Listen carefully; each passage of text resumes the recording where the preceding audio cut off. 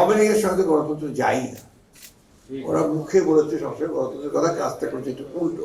গণতন্ত্র জিনিসটা কি আমার কাছে যেটা মনে হয়, আমি খুব সাদা মোটা ভাষায় কথা বলি, আমার কাছে যেটা মনে হয় যে গণতন্ত্র হচ্ছে যে স্বাভাবিকভাবে যে বৃহত্তর জনগোষ্ঠী যেভাবে দেশ চালাতে চায় সিস্টেমটাই হচ্ছে গণতন্ত্র, যদি তাদের কথা মতো দেশ চলে। অর্থাৎ জনগণ কথাটা কিন্তু খুবই আপনার আপেক্ষিক। আমরা তো সবাই জনগণের প্রতিনিধি, আমরা যখন নির্বাচন করি জনগণের প্রতিনিধি হয়ে আসি। আওয়ামী লীগও জনগণের প্রতিনিধি এসেছিল, আপনার হিটলারও জনগণের প্রতিনিধি হিটলার হয়ে গিয়েছিল, তাই না? তো বিষয়গুলো খুব আপেক্ষিক। মোটা কথা আমি যেটা বুঝি যে গণতন্ত্র মানে হচ্ছে যে একটা দেশের মানুষ যেভাবে বৃহত্তর জনগোষ্ঠী যেভাবে চাইবে সেইভাবে দেশটাকে পরিচালনা করা, এবং সেটা একটা রুল বেসড আপনার নিয়মের মধ্য দিয়ে চলা।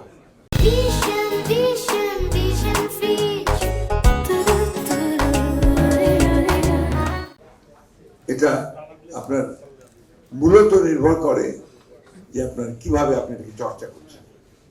গণতন্ত্র আসলে একটা সংস্কৃতি, আপনার চিন্তা ভাবনা চলাফেরা সবকিছুর মধ্যেই যদি এর প্রতিফলন না থাকে তাহলে গণতান্ত্রিক হওয়া যায় না, গণতন্ত্র রাষ্ট্র গঠন করা যায় না।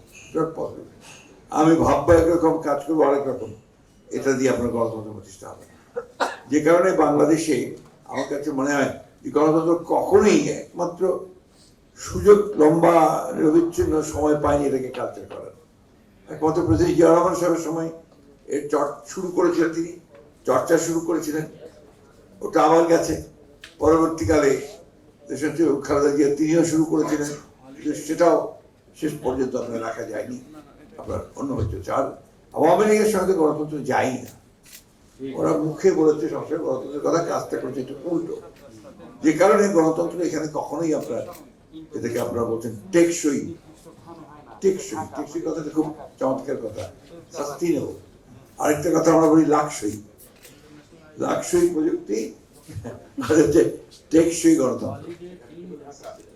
এখন টেকসই গণতন্ত্রের জন্য তো আপনার যে সমস্ত দেশগুলোতে গণতন্ত্র আছে, পাশ্চাত্যে 1000 বছর লেগেছে, 300, 400, 500 বছর লেগেছে। আমরা তো একটুতে অস্থির। আমরা আপনার আজকে 5 মাসও হয়নি এই সরকারের, এখনই বলছি যে সরকার ব্যর্থ। এটাকে আপনি গণতন্ত্রের কোন জায়গায় ফেলবেন? এটা আসলে এত অসহিষ্ণুতা, ভীষণভাবে অসহিষ্ণুতা। এই অসহিষ্ণুতা নিয়ে কখনো আপনার গণতন্ত্রকে টেকসই করা সম্ভব না। আমরা বারবার কথা বলছি যে গণতন্ত্রের আরেকটা বিষয় আছে, যেটা হচ্ছে টলারেন্স, যে আমি অন্যের কথা শুনবো এবং সেটা যদি ঠিক হয় সেটাকে বাস্তবিক করার চেষ্টা করবো। আমি হয়তো তার সঙ্গে একমত নই, কিন্তু তার কথাটা যেন সে বলতে পারে সেই পরিবেশটা সেই সংস্কৃতির জন্য আমি সবকিছু করবো, এই তো কথাটা। কিন্তু দুর্ভাগ্যজনকভাবে এই কাজগুলো আমাদের এখানে খুব কম হয়েছে। আপনারা দেখুন, চিন্তা করে যে বাংলাদেশ স্বাধীন হওয়ার পরে আমরা তো আশা করেছিলাম যে একটা চমৎকার এই টেকসই গণতন্ত্র হয়ে যাবে এখানে, ঠিক উল্টোটা হয়েছে।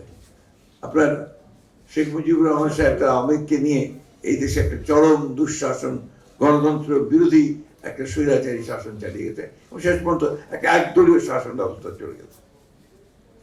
পরবর্তীতে আসেন এরশাদ সাহেব, আবার সেই 1990-91 সালে যে সম্ভাবনা আসছিল একটা গণতন্ত্র আসার, সেটাকে আবার এরশাদ সাহেব সেটাকে নষ্ট করেছে। আমি লম্বা ইতিহাস বলতে চাই না, ঘটনা এইভাবে ঘটেছে। সবচেয়ে ভয়ঙ্কর ঘটনা ঘটেছে 15 বছর।